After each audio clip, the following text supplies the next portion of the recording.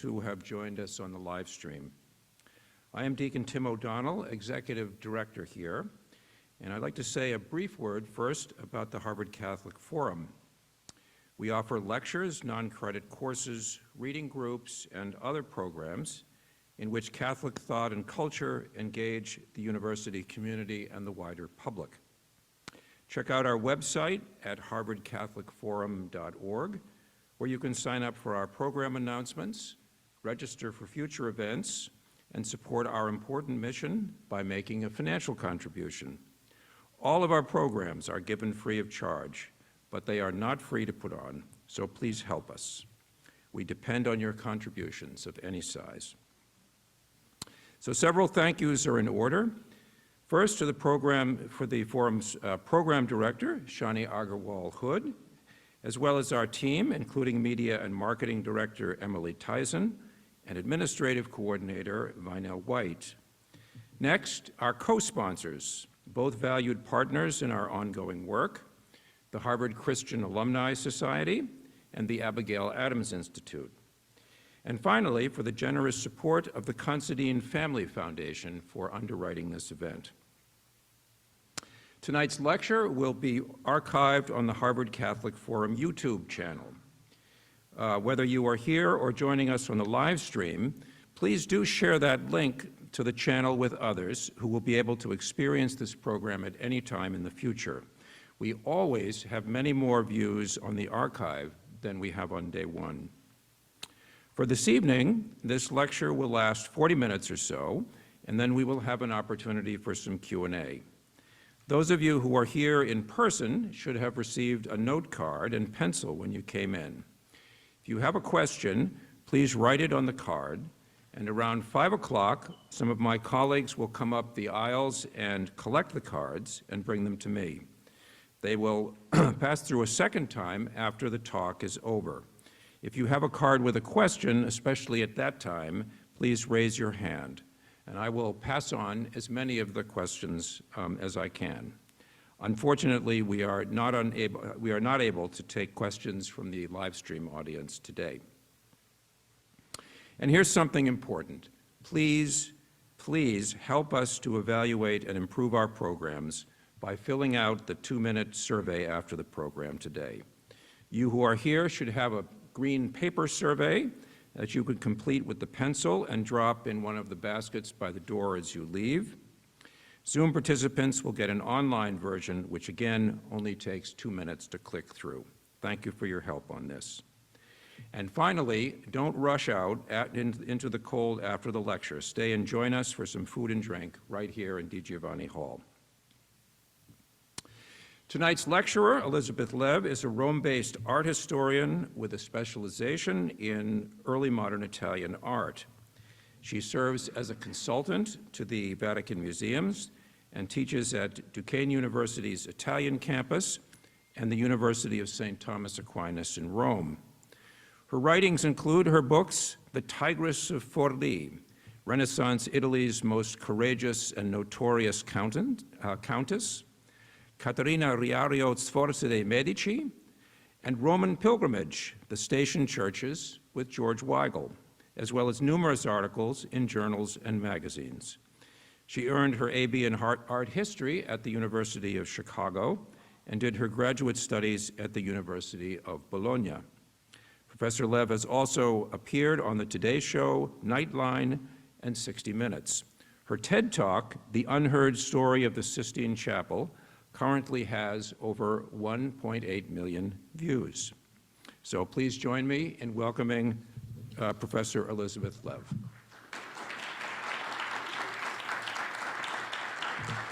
Thank you. It's really wonderful to be here in my hometown talking about the artist that has meant so much to me in my new home of Rome.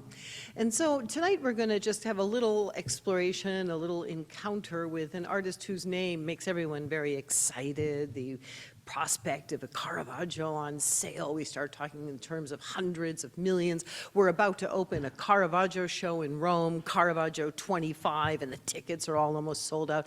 Caravaggio makes our heart beat fast, makes us all very excited. cited today, but I can tell you that was not the case for many, many years. And as a matter of fact, Caravaggio, even in his own day, had a great deal of trouble trying to be recognized, striving for success. And I think, actually, thinking about, especially in a milieu of young people who are thinking about their future and what they're going to do in their future, Caravaggio has some very interesting lessons for us, very interesting lessons about the environment he came to in Rome, but also very interesting lessons about how we individually can go forward with who we are to bring out our best. So let's start out with this portrait of Caravaggio, which is a very handsome a pencil portrait from a friend of his, which is quite flattering. And if indeed this very early image is also a portrait of Caravaggio, that's all very well and good. But afterwards, we start to look at these darker portraits. Caravaggio portrayed himself in his paintings several times. So during his rather short, his extremely short lifetime, he died at age 39.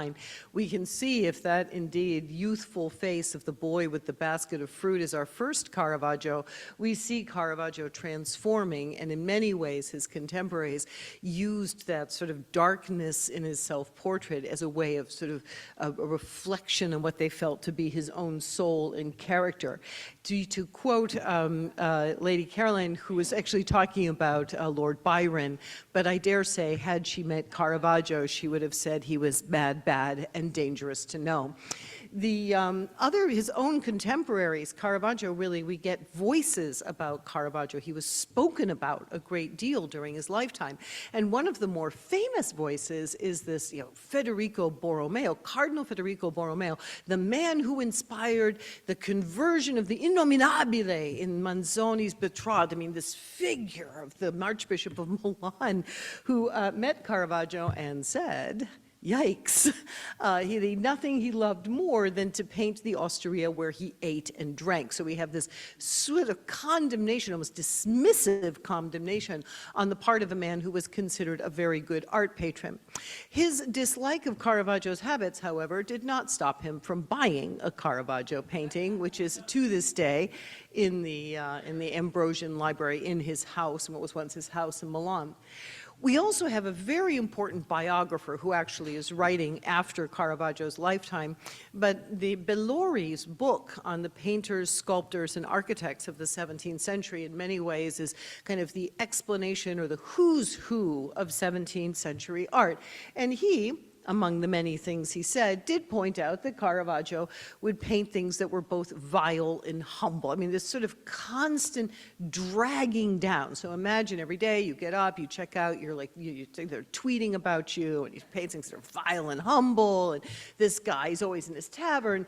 And then there was the man who Caravaggio managed to cross very early in life, Giovanni Baglioni, who was a fellow painter and rival to Caravaggio, and then Caravaggio had the misfortune of dying before Giovanni Baglioni, so Giovanni Baglioni, by omission, gets the last word. His last word was, and he died miserably, just as he lived miserably. So that's a pretty serious, it's a pretty serious amount of negative press that this guy had to deal with. And so I just want to point out that on top of that, these personal disappointments, so we have the people are talking about him all the time, and a lot of them, as they chit-chat away, are waiting for him to fail. And sure enough, Caravaggio does not disappoint. Two very high-profile rejections. His Madonna of the Palafreniere, sent home, not happening. And of course, the Death of the Virgin, which was also rejected. One from St. Peter's, one from the Carmelite Church in Trastevere. So this is a lot of baggage going on here. Furthermore, if that was not enough, Caravaggio also did have some personal issues, perhaps the gravest of which was a certain passion for swords, which appear with alarming frequency in his painting. And tragically, Caravaggio was given a license to carry a sword, and he did. And so that led to what would ultimately be his ruin. That would be a fight over a bet on a tennis game near the Piazza Navona, in which afterwards swords were drawn, The Avvisi of Roma, this is May 31st of 1606. So this is the Avvisi of Roma are the newspaper, the Roman newspapers. They were sheets of paper that were written out, they were folded into quarters, they were handed out, that's how news got transmitted. The newspaper headline of May 31st, 1606 is about how Caravaggio killed Ranuccio Tommazzoni.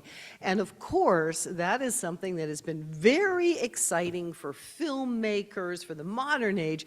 We like to hold up Caravaggio as the super bad boy, the murderer, in this very beautiful but somewhat questionable interpretation of Caravaggio, this sort of seductive figure, murderer, bad boy. That's kind of the Caravaggio we got.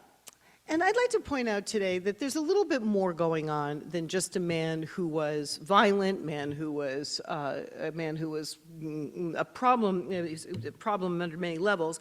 There's another problem that's going on in Caravaggio's lifetime, and it has to do with what art is supposed to do. Like, what is the most effective means for art to communicate with people? This is a real debate. Now, even though the figures here are actually Ingres versus Delacroix, I loved the picture so much that I was like, I was going to put in new faces, but I thought that would be a bit much, taxing my ability to use Photoshop, which of course doesn't exist. So, but the idea is there. You have Ingres and Delacroix. It is line versus color. And the idea is that we have these schools in Rome that are producing art. The Florentine school, which is about line. It's about reason. It's about circumscribing and contour and rationality. And that was a very, very strong line in this very, very strong current in the history of art. But in the wake of the Protestant Reformation, and the Catholic Church in Rome is thinking, you know, people aren't really listening to us anymore. And making all these arguments with all this fine lines and all this rationals, people really don't want to follow that argument. Is there another way we can talk to them? And the second line was what was happening up in Venice was color. Color. You look at the colors and the color moves you, and the light and the dark and the way that the shades involve you, something that would speak more directly to sentiment. And it just so happens that Caravaggio arrives just at that moment that these patrons in the Catholic Church are saying, maybe we need to try a different tack.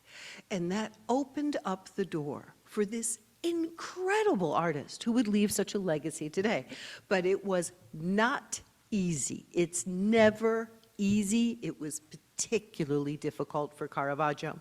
So I wanted to point out three things. Instead of the bad and the violent and the criminal, there are three things about Caravaggio that, in my opinion, are the things that made him extraordinary, the things that made him a success, things that took all of that huge pile of stuff against him and managed to transform it into a career that was, by the way, successful. I mean, besides the fact that he was on the run for murder for quite a bit, but even so, he was successful on the road, and he was able to keep working even though he was wanted for murder, and of course, you know, give him the legacy that we have today. So these are the things I want to talk about. The first thing is the way he faces challenges. Caravaggio, yes, he did. He carried a sword, and if you bothered him or you didn't answer him correctly about whether his artichokes were cooked in butter or oil, he was probably going to pull out that sword. But that same hot temper was the same temper that allowed him to face the challenges he would have to face. And really, to put it in contemporary terms, this is not a small number of challenges. Here is Caravaggio's resume. Let's say we're trying to write a resume for Caravaggio in our 21st century format back in 1592. First of all, trying to contact him would be difficult because he was living with a guy named Monsignor Insalata. So named because he only fed and he only paid his assistants with, well, salad. And so what was he doing at the time? He was painting holy cards for pilgrims, and that would be an example of the kind of like little sort of devotional things that nobody really looks at twice. So this is the guy knocking on doors. Hi, I'd really like to paint for your big old fancy church. You can contact me at Monsignor Insalata or the local pub. He's born in Milan. Actually, Milan was a good point because he was born in Charles Borromeo's Milan on September 29 of 1571. However, 6 years later, his father and his uncle died in that great plague of Milan, the plague that everybody was looking back on when we were talking about the pandemic. It was that plague. And then his mother died a few years later. So we have a young man who has been left alone very, very young. He had a very brief stint, 4 years, studying in the studio of a man named Simone Peterzano, who I would have to say, it doesn't really sound like Harvard, if you know what I mean, right? So the fact is, he's not established as having worked under a particular school that's very successful. And on top of that, the limitations in his training, he's trained under a man who's primarily an oil painter who does a lot of sort of still life scenes. So he's not getting the kind of preparation that you need to be able to be considered for very, very serious jobs. Then we have work experience. He was a studio hand for Antiveduta Grammatica. I just like to put that in there because that's my favorite artist name of all time. Antiveduta, I dare someone to name their kid that. He was a fruit and flower painter for Cavaliere d'Arpino. So we're going to pull out your portfolio. What you got here? I got some holy cards. I've got some pears. I've got some, tulips. I mean, this again, not having a hard time to make his mark. And let's take a look at skills, right? So instead can you use Word or Excel. Drawing, no. Can you fresco?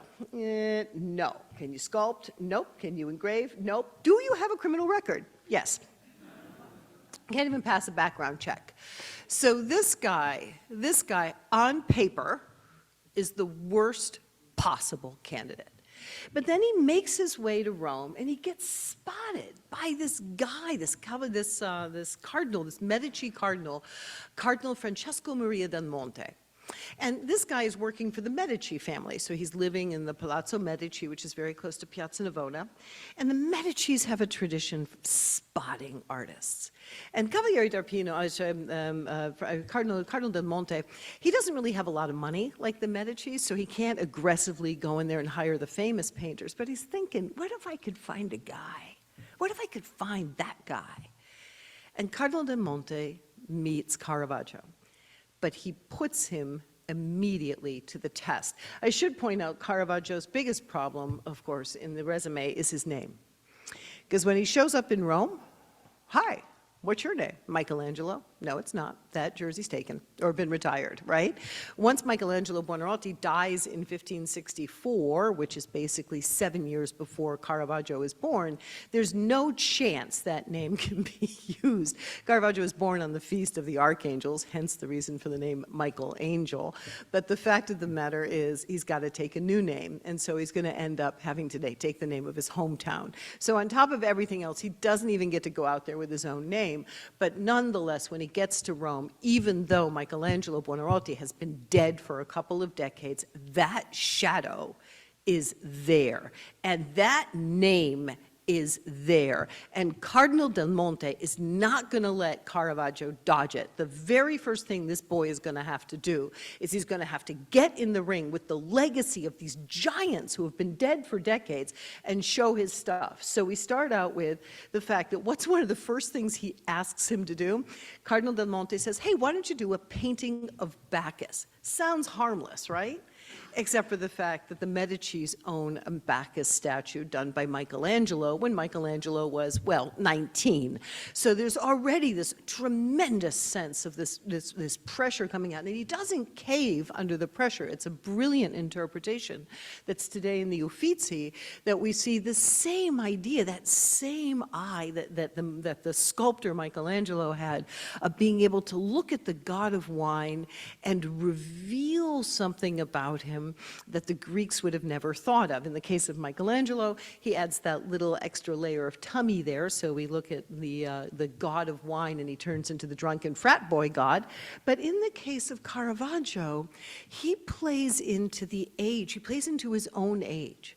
This young boy with the flushed cheeks and the thick curly hair holding that glass of wine out to you, this invitation. And it all looks so soft, and it looks so seductive, and it looks so appealing at first glance.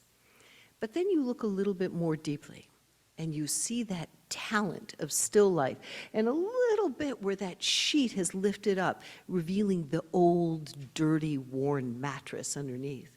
And you look a little bit more closely at that fruit. Oh, look at that beautiful basket of wait, that's not beautiful at all. The fruit is rotted. The fruit is dying. And so this way that Caravaggio enters into this competition, they're both looking at Bacchus from their own very Christian viewpoint. And yet they come up with very different ways of expressing this kind of a vanitas, as this kind of painting would be called. Then Caravaggio, however, does have a very serious technical problem, and that is Michelangelo is a Florentine. He was raised drawing. That guy had a pencil in his hand from by the time 4 he's been drawing. And so the draftsmanship of Michelangelo, which you can see on the left-hand side from the Sistine Chapel, you can see Caravaggio, who is facing the difficulty that he's going to have to learn to draw these complex, contorted bodies, but it's going to take him a lot of work and a lot of time. The secondary problem he has, of course, is what I like to call the long shadow of Leonardo da Vinci. The conversation will go something like this. So you're from Milan, huh? Leonardo da Vinci, he lived in Milan. Oh my gosh, have you ever seen Leonardo stuff? Leonardo is amazing. Wow, do you paint like Leonardo? So this again is having to compete with this memory of this incredible legacy of a giant. The Leonardo da Vinci Medusa, which is famously described by Giorgio Vasari as the first work that Leonardo did, is lost. But we know it belonged to, guess who? The Medici family. So what's the other work that Cardinal Del Monte asks from Caravaggio? Why don't you do me the head of Medusa? So this guy walks out and his first, his audition is, so why don't you do a scene with Al Pacino and Robert De Niro simultaneously? I mean, this is very, very high bar stuff. So, but he does it, and he does it beautifully. And then in Rome, a little bit closer to home, not people who have been dead for a long time, but people who are very much alive, we have the Carracci School, or I think probably we would have referred to it as the Carracci Mafia.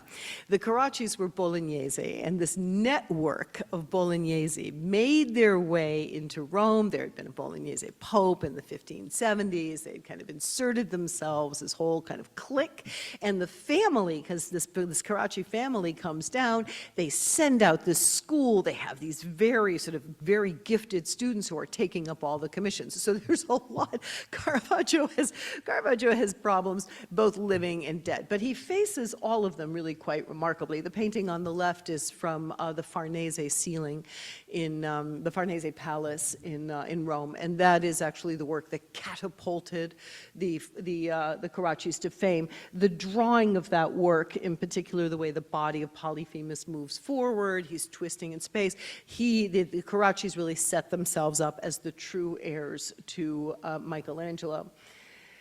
So the second thing Caravaggio does is he's a man who plays to his strengths, and sort of in the play of words I put the card sharps in there, but I'm not going to talk about it. And what I mean by that is that he was a man who understands, he gets put into the ring with all of these artists. And instead of just trying to copy them or trail behind them or keep up with the Joneses, or worse yet, complain and say, well, that's not fair, I don't really think that's right, I have to compete with them. Caravaggio did Caravaggio. He did what he did best. So his very first public work, once he's passed these first tests with Cardinal Del Monte and the Medici family, he gets his very first commission. He gets his very first commission because his old boss, Cavaliere d'Arpino, or Cesare d'Arpino, cannot be bothered to show up for work. He's been given a job, it was supposed to be a high-profile job. It's 1599. There's this brand new French church. They've just finished building it, San Luigi dei Francesi, and the Pope really wants a chapel that's going to talk to conversion because the King of France, Henry IV of Navarre, has just returned to the Catholic Church, and the Pope's like got his eye on this commission, and you got to put in a chapel that's going to talk about conversion. And they hire this super famous Cavaliere d'Arpino, and Cavaliere d'Arpino's like, I'm too busy to work at this crazy French church, I'm not going to go. And after the umpteenth time of waiting for this Italian painter who's not going, this Roman painter who's not going to show up, the Cardinal Del Monte comes down and says, well, I got a guy. And Caravaggio's big break took place in 1599, because somebody else didn't show up for work. That's really how it works in Rome anyway. And so he's going to be doing the stories of St. Matthew. This is going to be the chapel of Matthew Contarelli, and it's going to be stories of St. Matthew. And he's not even going to get the altarpiece, by the way. The altarpiece is the most prestigious. These chapels in Rome, they're rectangular spaces. The most prestigious work is the one that goes over the altar. The side walls are secondary, and they're almost always done in fresco. So first of all, Cardinal Del Monte has to go in and explain, okay, well, yeah, he can do the side walls. It's going to have to be an oil painting because he doesn't fresco. Okay, fine, we'll take it. And so he comes in and he's doing a subject matter, which is the story of St. Matthew, right? Matthew, the wealthy tax collector who's going to chuck it all and follow Jesus. Now, let me see, how many times has that topic been done in the history of art? I think it's like popular, right? Like, no, so I'm going to give it all up. I'm going to follow Jesus. Of course they love that subject. And after it has been done 1,000 times, what exactly is Caravaggio going to bring to the table on this one? And he does. Caravaggio's version is absolutely arresting. He brings to it, first of all, that still life experience, that oil painting that everybody's been looking down at him because he's an oil painter, not a fresco painter. And after all, Michelangelo was the one who said, oil painting is for old men, women, and Germans. And so there's this guy painting in this sort of this in Rome considered a lesser medium who shows up using that medium to really make you feel the physical, tangible wealth of that Matthew. Imagine being a pilgrim walking into that church and you walk up into that sort of poorly lit with the light sort of coming in, playing off the brocade and the velvet and the silk, and you begin to realize you're looking at, it's like when people look in the glossy magazines to see what the Kardashians or whatever it is these people do are wearing. Like, what are they wearing? Oh, what's the jewelry like? And you could have that almost sort of sense of peeking into this voyeuristic, peeking into the luxurious life of the rich and famous, of the tax collectors of the first century. And as you look at these people, the painting doesn't let you look anywhere else. You don't get distractions on the wall. You don't have the account books over in the corner. You just have a plain wall. It's a black box theater. You don't get to focus on anything else. You just have to look at those people. And amidst those people, with a pile of cash on the table, with everything that anybody could possibly want, in walk two guys on the far right. And those two guys, again, Caravaggio uses his oil painting skills to draw out the difference between the brocade and velvet and the very simple woolen cotton or woolen linen clothes that these two men are wearing. These guys have shoes. These guys have bare feet. That guy has a sword. Surprise, surprise. Which is basically, that's a status symbol. It's like having the iPhone no one can get. And so in come these two men, the younger of the two men. They're coming in from the space of the altar, by the way. This is a painting along the side wall. Here is Christ. The altar is perpendicular this way. Christ steps forward. He indicates into the group of men, follow me.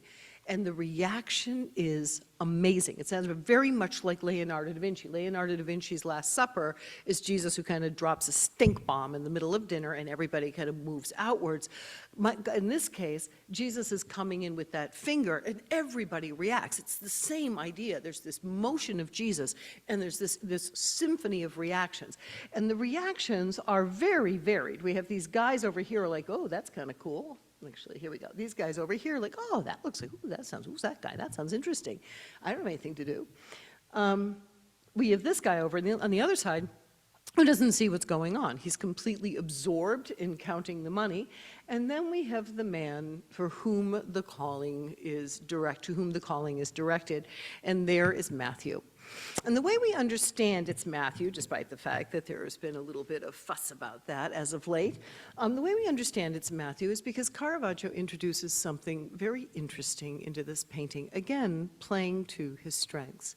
He can manipulate light, he can manipulate oil in an extraordinary way. And because of that, he can manipulate light and dark in a very, very interesting way. Through that dark scene, light comes in like a tractor beam, really. I mean, it's almost like George Lucasian, how incredibly powerful that light is, that finds its way to the face of this man.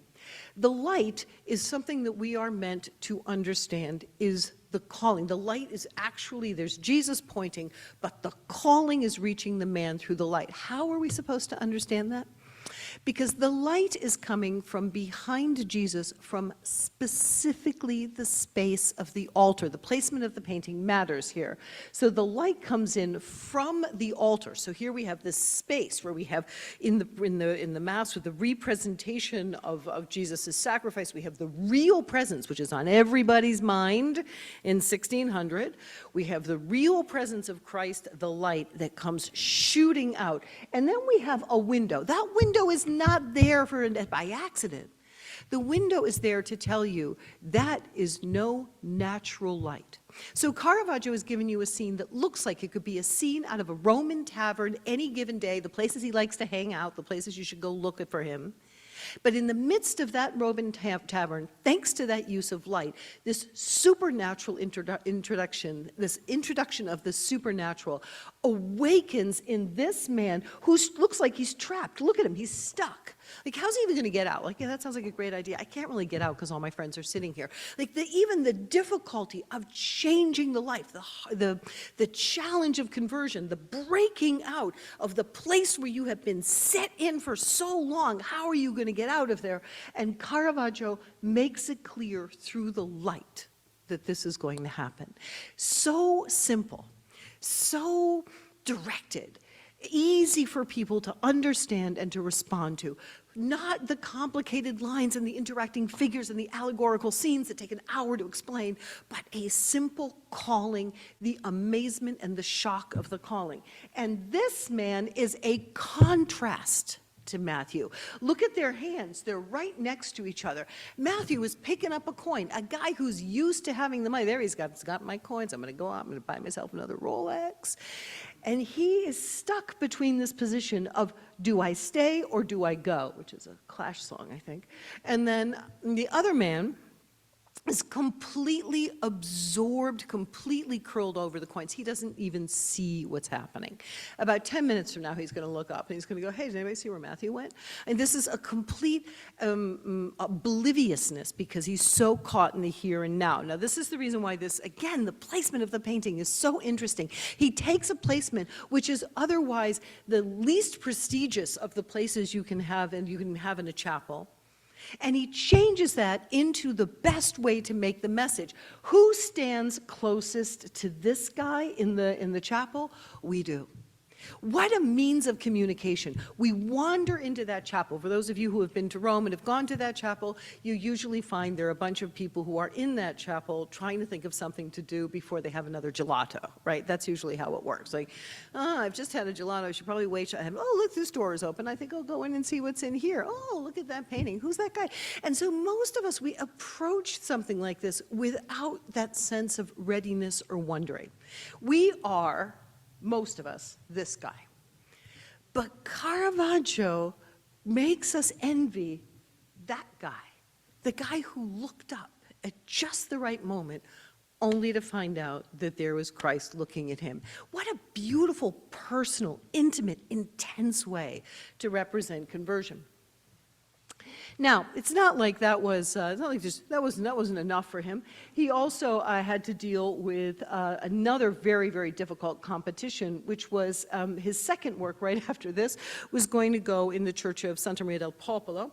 Santa Maria del Popolo is the first church you see when you enter the city of Rome in the old way. If you were coming from the north instead of from Fiumicino or Termini train station, if you're coming in from the north, the road of the Via Flaminia ends at the Piazza del Popolo. The very first church you see is Santa Maria del Popolo. If you're a pilgrim coming into the city, you know what you're doing. You're going straight into that church. And that's Caravaggio's second commission. It's a really high-profile commission. So then they ask him to do side walls again. This time he has to do the side walls because the altarpiece has already been promised to a Carracci. So he's going to have to face the Carracci on either side, and so he's going to be painting on either side of the crotchy, and on top of that, the subject matter he's been told to paint, the conversion of Saul and the death of St. Peter, only one other artist ever did that pairing, Michelangelo. In the Pauline Chapel for none other than Pope Paul III. It was his last fresco painting. I mean, the pressure, plus the pressure, plus the pressure, plus the pressure.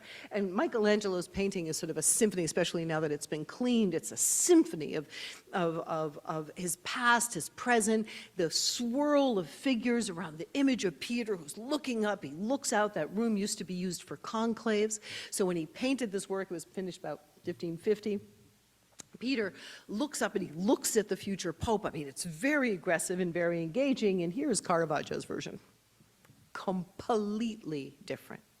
And he looks at Michelangelo's symphony of figures, and he knows he can't do that. He doesn't have the drawing skill. He's not used to composing that way. What's he good at? A few powerful figures, and he does exactly that. He gives you 4 men at work, and this blank background, once again, there's nowhere else for you to look. There's no distractions, there's no amusement, there's no little pain and panic or Disney character in the corner to amuse you. There's just the scene. And that focus, that intensity, which was such a part of his character, where you have the 3 figures surrounding Peter, and here he uses that color. He doesn't use color in a pretty way, like, oh, isn't that a nice color? I really like to look at that. It's very pretty. It makes me feel happy.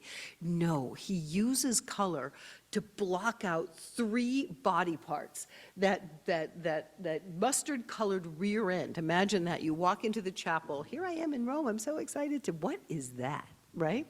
So you encounter this big mustard-colored rear end. And what is it? It's a muscle group that's lifting the cross. You're just looking at, it's like a winch. You're just looking at a gear. Then you have a big red shoulder, another gear lifting. And then here in the green, the back lifting. These are 3 muscle groups of 3 parts of a machine, and the machine is working, but not thinking, not reflecting. They're almost like objects. These 3 men whose job it is to crucify this guy don't ask whether it's right or wrong, it's just a job, and they lose their humanity. Their faces are in the shadow. We don't see their faces. We just see these 3 color blocks like cogs in a machine, and then one more man with a body just as powerful, just as big, just as tough as the other ones, but this time this body is bathed in this incredible light, this radiance which seems to purify that entire figure. That man is also at work. He, unlike Michelangelo's version, doesn't look up at you. He looks at the nail in his own hand. His job is to stay on that cross. And there you are, pilgrim coming to Rome, and there is the death of St. Peter. What is the goal of the pilgrim? Where does the pilgrim have to go? What is the one thing you gotta do when you get to Rome? You gotta get to that tomb of Peter. Why? Because that is the rock, which you see right there, and on that rock is built the church. And Caravaggio gives you that determination, that power, that strength, a man whose work elevated him and gave him character because his work was the work of Christ, which shows through that light that bathes his body. Then we have directly across from it, I just thought I'd show you Anibole's painting. Anibole throws that in, saying, look at my foreshortening. I love this. I love this St. Paul, who went to get a pedicure, by the way, before he showed up for the Assumption, which I think maybe that might have spurred Caravaggio to do this. You get these filthy feet over here, and then in comes Anibole with the glorious little feet. This is very complex painting here. You have the body of Peter, which is tilting outwards. You have the body of Paul, which is tilting inwards. I mean, there's a lot of, look at me, I'm the best draftsman in the world kind of stuff going on. And so Caravaggio has to paint next to this guy. And the thing is, Anibole is painting it's a glorious mystery, the Assumption. So pretty colors. Caravaggio is painting the murder of St. Peter, and a man who's about to go murder people but then encounters Christ on the road, and so he feels very comfortable in taking these side scenes and making them dark. The contrast is actually very attractive, the way he works with this adversary. As a matter of fact, the painting of Peter, you'll see the blue, he's actually, Peter, the death of Peter is on this side, and he picks up that blue robe of Peter, and then we have Saul on the opposite side. And then we have this Mary who's being brought up to heaven. Now, Caravaggio gets this job. He's got to paint the death of St. Peter, the conversion of Saul. And there's no way around it. He's going to have to face the fact that Michelangelo has done the same subject matter. Again, this is the previous painting done by Michelangelo in the Pauline Chapel. Once again, Michelangelo gives us a gazillion people, horses running off into the distance, Jesus doing some interesting extreme sports up here on the top, and then this reclining figure on the bottom. Now, at the first version, this is the first version he does, and Caravaggio starts out paying some lip service to Michelangelo. So look what they do. We both have the Jesus coming in from above, right? In both cases, the Saul lying on the ground, one like this, long beard, pretty close. And then over here, we have this one, this is a horse. This is a very complicated horse, just like Michelangelo's complicated horse. Caravaggio started his first version. He starts, all right, let's see if we can do what Michelangelo did. And then he went back to being Caravaggio. And he produced, again, a very, very innovative way of telling the story of conversion. He managed to take the story, he removed all of the noise, all of the stuff that's not really essential. None of the extra people, the horsemen, he turned it into just 3 figures. And this amazing image where the horse stops being this beautiful war steed and it's just like it's like a rent-a-horse. It's like a really cheap rental car. It's like, here's your, I don't know, I don't want to offend anybody's car, but you know what I mean. It's like the cheap rent-a-car. And then here's the minder who doesn't really have anything to do. And the painting, this time, instead of having Saul on the ground covering his eyes, Saul opens his arms. And that colorist in Caravaggio, he takes all the color out. This dramatic light, this supernatural light, comes down from above. It passes through beige, beige, beige, beige, beige, and when it gets down here, it hits orange and red. The color explodes when that light hits the figure of Saul, transforming him. But the real shocker, which you probably noticed, Caravaggio left somebody out. Can you believe, conversion of Saul, where's Jesus? Like, he left out the figure of Christ. What incredible daring it must have taken. That aggressive, audacious guy said, I think I'm going to take out Jesus and I'll just put in the light. And he substitutes for this kind of clunky figure over here, that pure light, so that we see Saul as Saul sees the light. And it takes that sense of conversion and it makes it so interior, so personal, so plausible for each and every one of us, just like he did back with St. Matthew. And this makes him tremendously successful. And the final characteristic of Caravaggio that I really think is fascinating, and in many ways I think it was in the least noted and the most important. I think in his own day, it's what eventually saved him. And I think in our day, it makes us uncomfortable. Caravaggio had a capacity of recognizing the necessity of certain virtues. He did not possess them, or he did a very hard time cultivating them, and he certainly fell down on the job trying to practice them. But he knew they were important. Never in his art did he say, no, well, let's not worry about this virtue anymore. Let's just change everything on the table. He knew that he personally, as an example, was not an example, but he could hold forth examples of them. And this painting here, this beautiful, it's actually very disturbing, but this very moving painting of the death of St. Lucia, who is lying on the ground, this young girl who has just been murdered, and you see this sort of pile of bodies, pile of people all around her. It shows this story of this young woman, this young martyr, this young virgin martyr, who's been completely destroyed, apparently, by the Roman machine. A girl who doesn't want to marry the right person, and so the crowd turns on her, and so she ends up being killed, and she's martyred, and she's dead. And there's the body of a dead girl on the ground. I'm telling you, this looks like, the way he paints this painting, it looks like a story you could expect to see in a newspaper. It looks like footage from some place where some sort of violent event has recently taken place. And where's the Pulitzer Prize picture going to come from? It's the picture of that one sort of young, innocent person who's lying on the ground. And we look at that person, we think of that person as a victim, and we think of how terribly tragic and cruel and unfair the world is. And Caravaggio makes her the hero.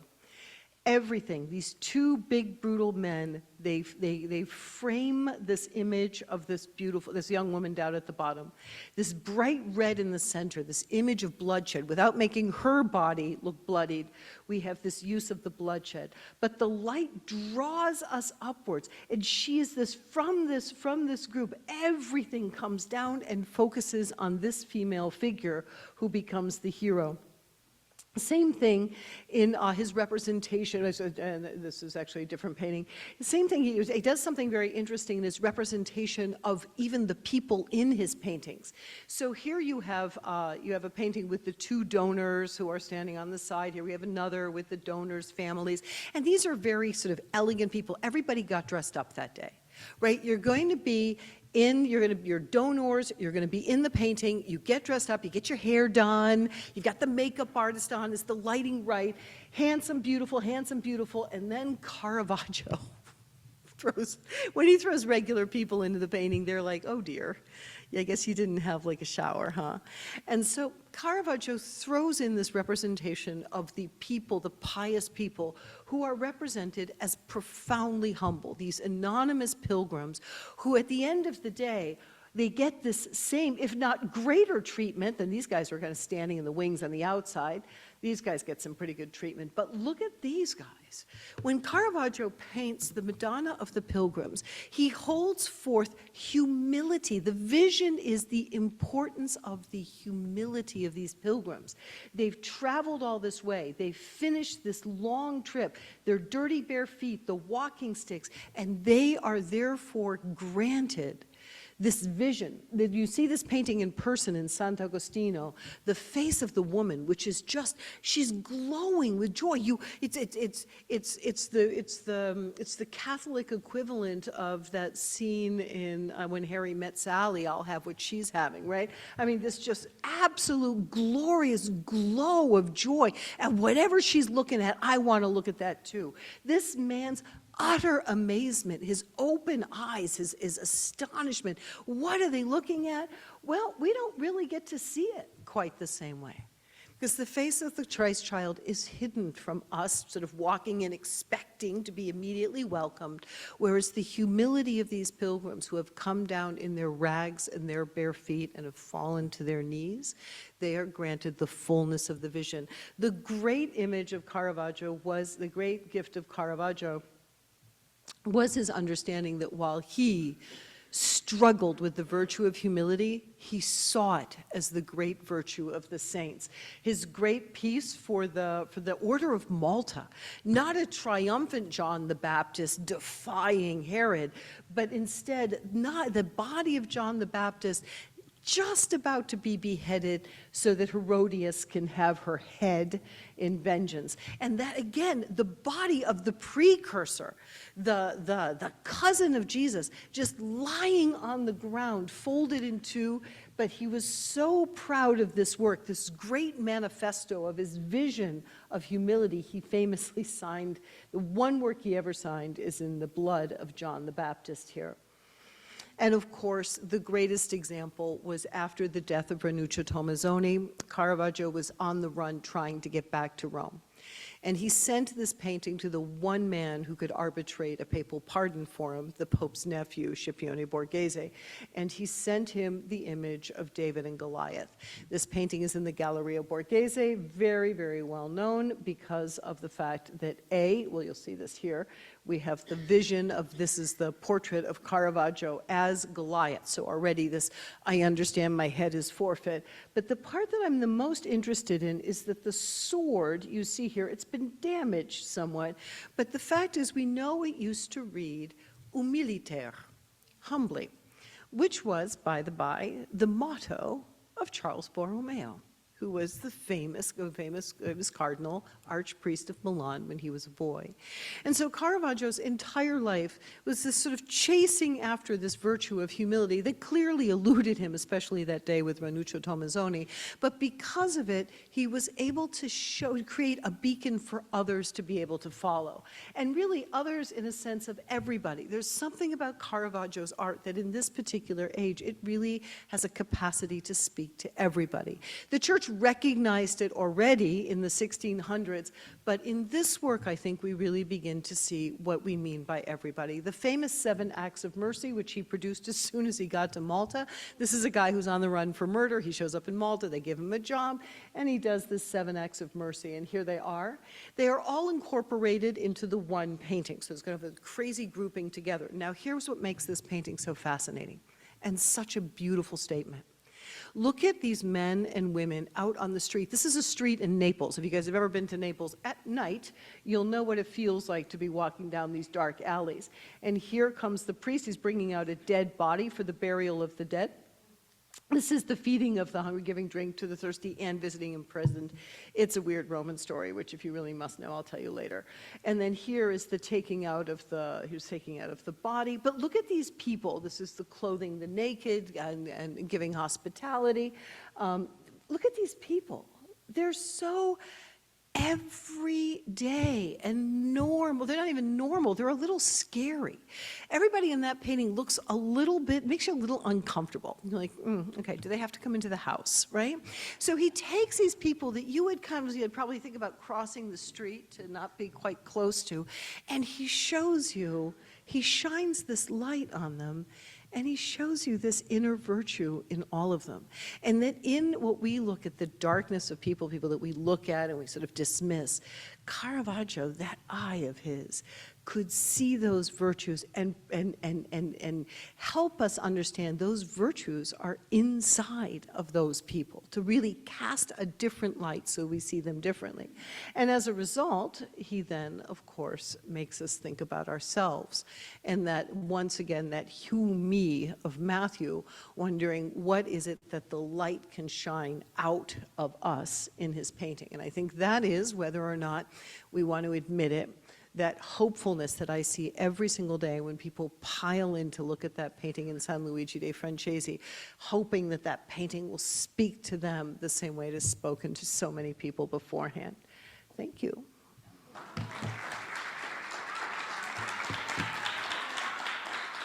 This is what happens when you invite your mom and her friends.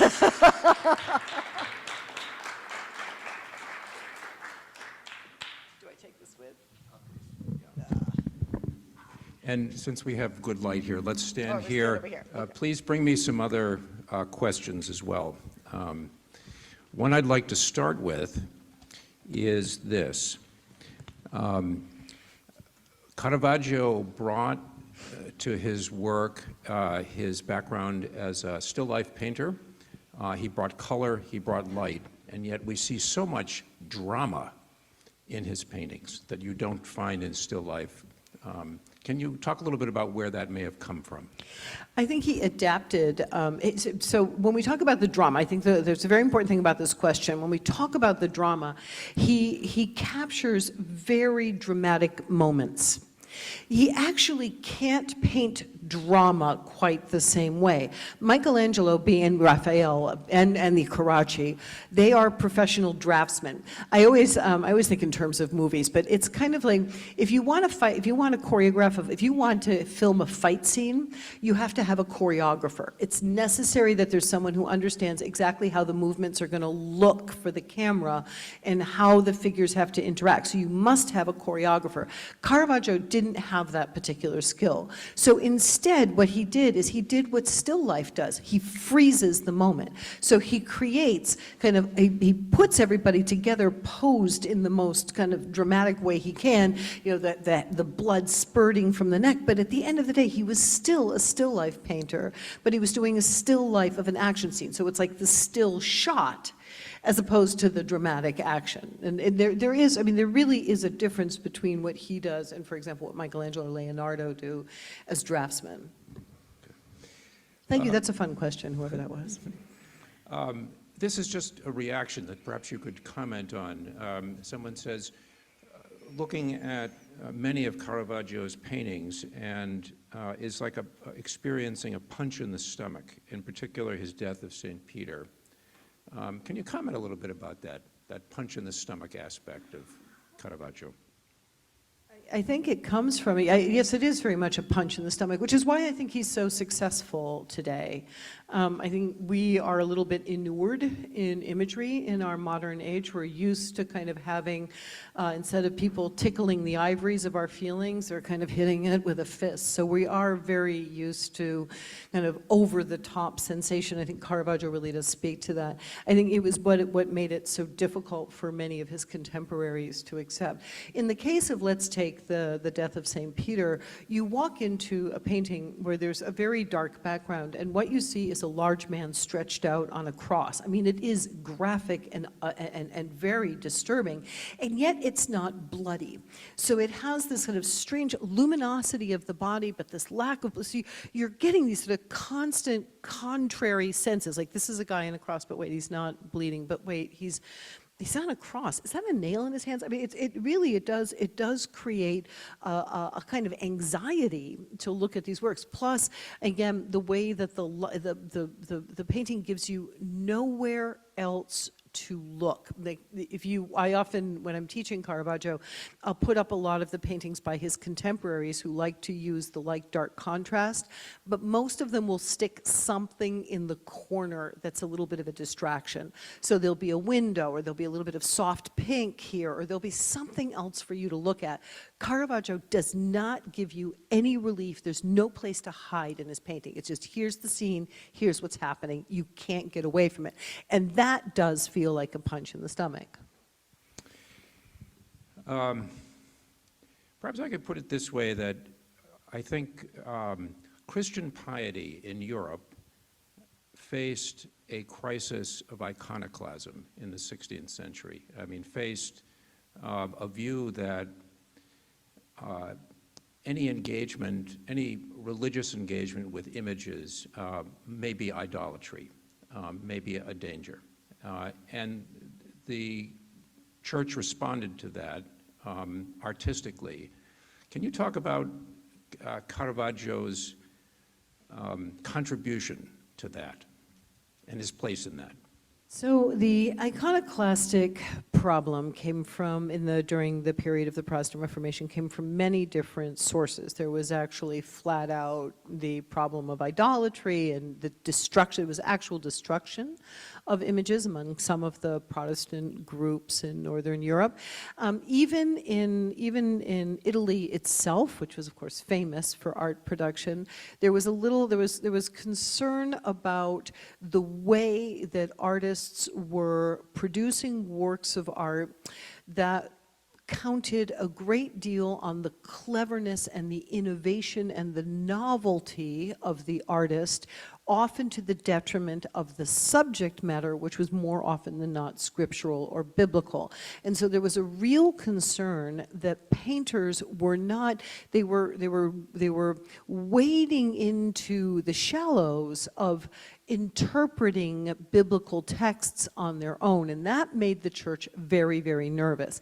And then on top of that, there was a third complaint which had to do with the problem of the amount of money that was being spent on these works of art and this kind of lavishness that was already the criticism of the lavishness of the lifestyles of the princes of the churches that was reflected by the lavishness of their art patronage. So these are the issues that are happening.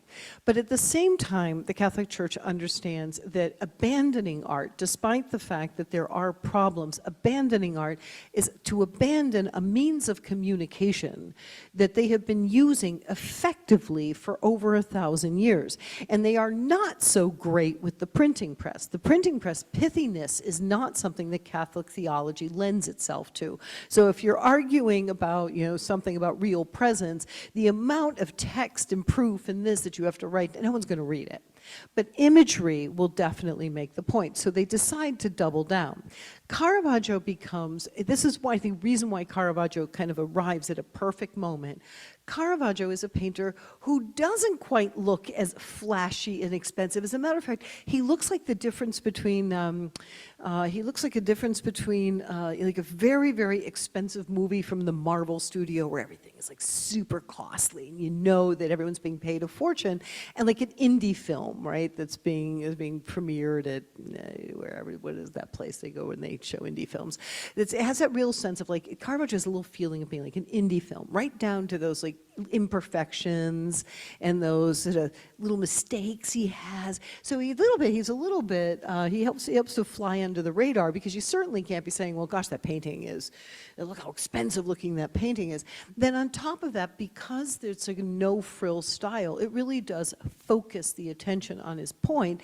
And the people who are hiring him are people who are very much in the inner circle of the church's attempt to redefine its patronage.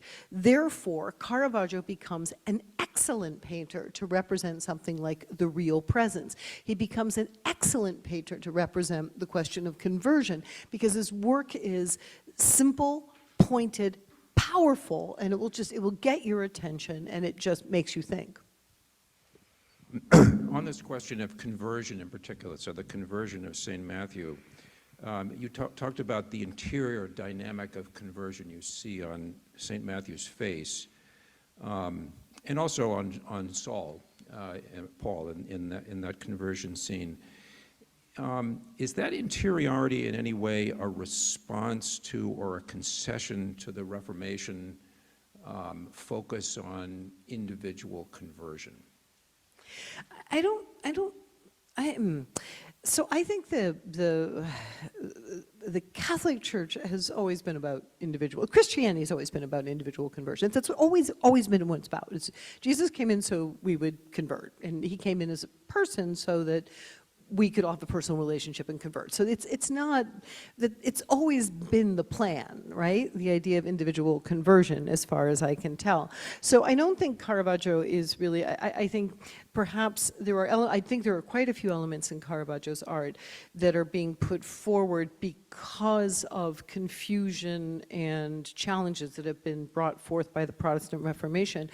But I do think that idea of the individual sense, that deep personal meaning, I think it has more to do with the fact that it's being put up in a Jubilee year.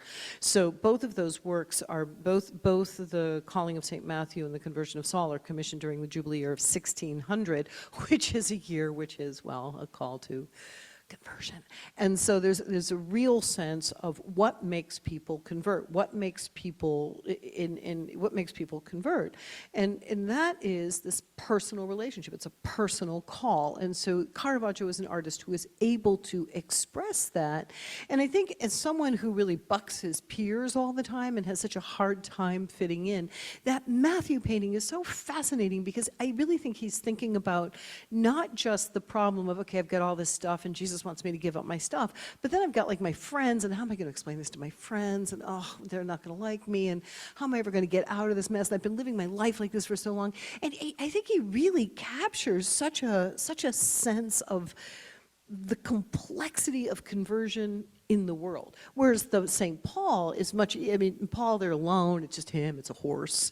And you see instead Paul this readiness to embrace. His arms are open to embrace. So there are two very different visions of conversion. In both cases, I think they're quite beautiful, but I think Matthew's conversion really, what a gift to be able to speak to all of those pilgrims kind of coming in like, I don't know why I'm here, I don't know what I'm looking for.